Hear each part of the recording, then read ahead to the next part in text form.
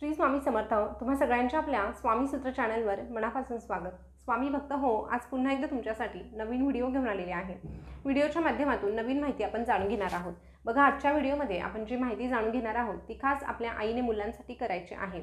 आता आईने मुलांसाठी करायची जी काही माहिती असणार आहे ती देखील आपण जाणून घेणार आहे. या व्यतिरिक्त उद्याच्या पंचमीला म्हणजे उद्या 5व्या माळीला आपल्याला आपल्या आर्थिक अडचणी सुटण्यासाठी देखील एक छोटासा उपाय करायचा आहे, सेवा करायची आहे.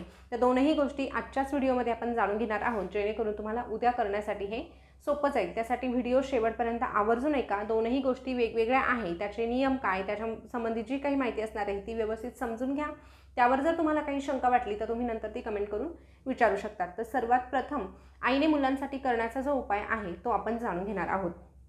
तर हा जो उपाय आहे तो आपल्याला पंचमीच्याच दिवशी करायचा आहे आणि उद्या असणार आहे पंचमी.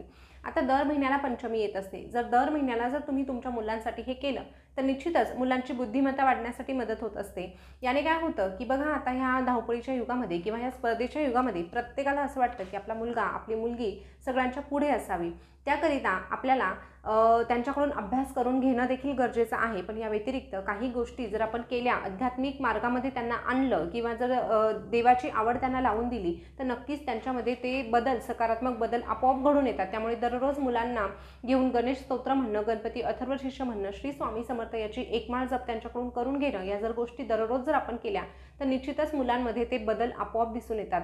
मुलं शैक्षणिक क्षेत्रामध्ये तर पुढे जातातच, परंतु त्यांची आध्यात्मिक प्रगती देखील होते, जे की आजच्या काळाची गरज आहे. तर ह्या गोष्टी दररोज तर आपल्याला करायच्याच आहे. पण त्यांची बुद्धिमत्ता वाढावी किंवा ते एकपाठी व्हावे म्हणजे काय, तर बघा, बऱ्याचदा असं आपल्याला ऐकायला येतं की आमची मुलं हुशार आहे, पण ते जे अभ्यास करतात ते त्यांच्या लक्षातच राहत नाही. ऐन परीक्षेच्या वेळी ते विसरून जातात किंवा जे काही ते अभ्यास करतात तो त्यांना समजत नाही. ह्या ज्या गोष्टी घडत असतात तर त्याच्यासाठी हा तुम्हाला उपाय करायचा आहे. तर महिन्याला येणाऱ्या प्रत्येक पंचमीला तुम्ही करू शकता. जर तुम्हाला प्रत्येक महिन्याच्या पंचमीला शक्य होत नसेल तर जेव्हा जेव्हा जमणार तेव्हा त्या पंचमीला करा.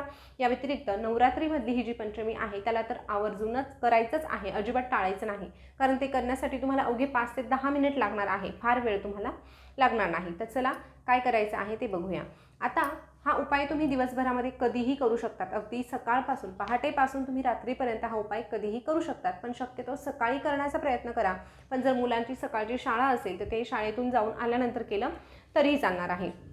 तर बघा, उद्या ललिता पंचमीला आपल्या मुलांसाठी जो उपाय करायचा आहे त्यासाठी आपल्याकडे दर्भाची काडी असणं आवश्यक आहे. दर्भाची काडी तुम्ही जिथे पूजा साहित्य मिळतं तिथे जाऊन विचारा, ती त्या ठिकाणाहून घेऊन या, कारण तुम्हाला दर पंचमीला त्याचा उपयोग होणारच आहे.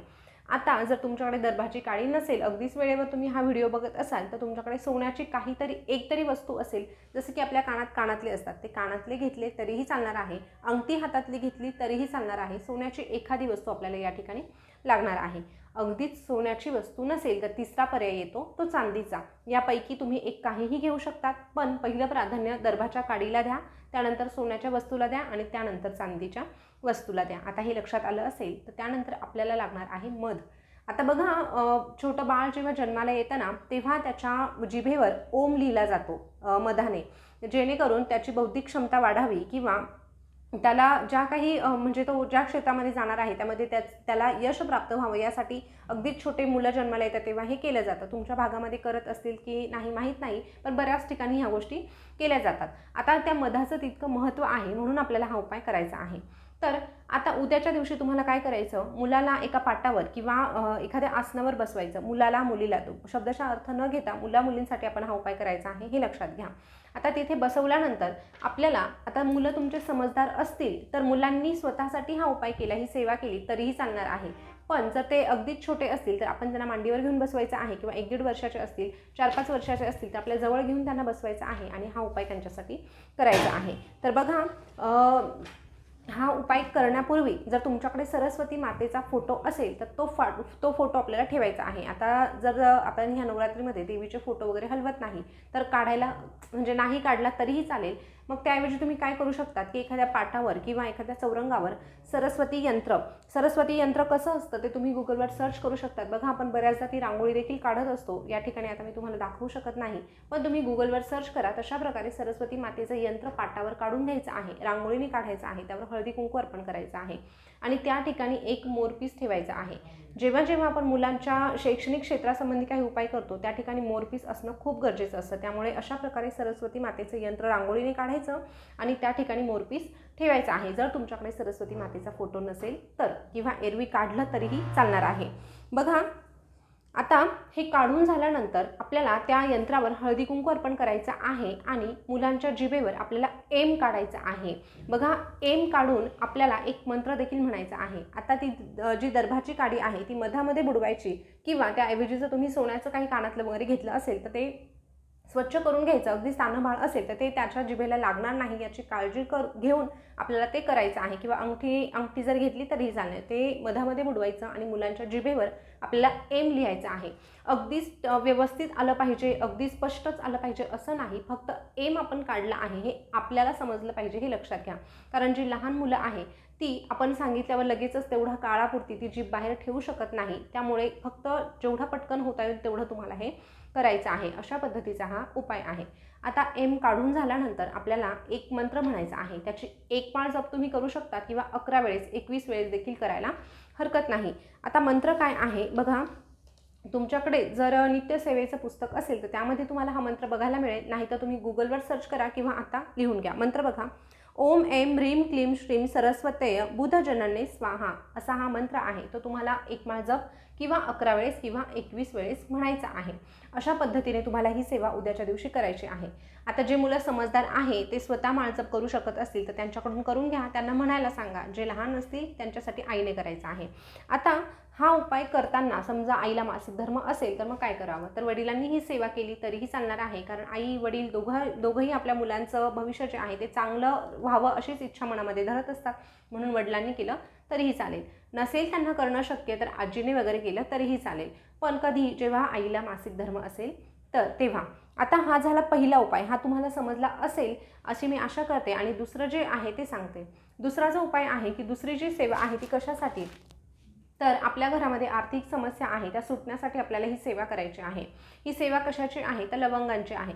आपल्याला देवी मातेवर लवंगार्चन करायचं आहे, पण नवरात्र असल्यामुळे आपण देवीचा टाक हलवू शकत नाही, मूर्ती हलवू शकत नाही, फोटोही उचलू शकत नाही। मग काय करायचं, एक छोटीशी प्लेट घ्यायची, त्यासोबतच अजून एक वाटी घ्यायची किंवा प्लेट घ्यायची, अशा 2 प्रकारच्या वाट्या किंवा प्लेट आपल्याला लागणार आहे। त्यामध्ये एका याच्यामध्ये आपल्याला 11, 21, 108 जेवढं तुम्हाला शक्य आहे तेवढा लवंगा ठेवायच्या आहे। फार 108 नाही घेतल्या तरीही चालेल, 11, 21 घेतल्या तरीही चालतील, पण लवंग घेताना ती अख्खी असावी। म्हणजे काय तर ती तुटलेली नसावी, फार जुनी नसावी, किंवा तिचं फूल हे व्यवस्थित असायला पाहिजे, अशा प्रकारची लवंग तुम्हाला निवडायची आहे।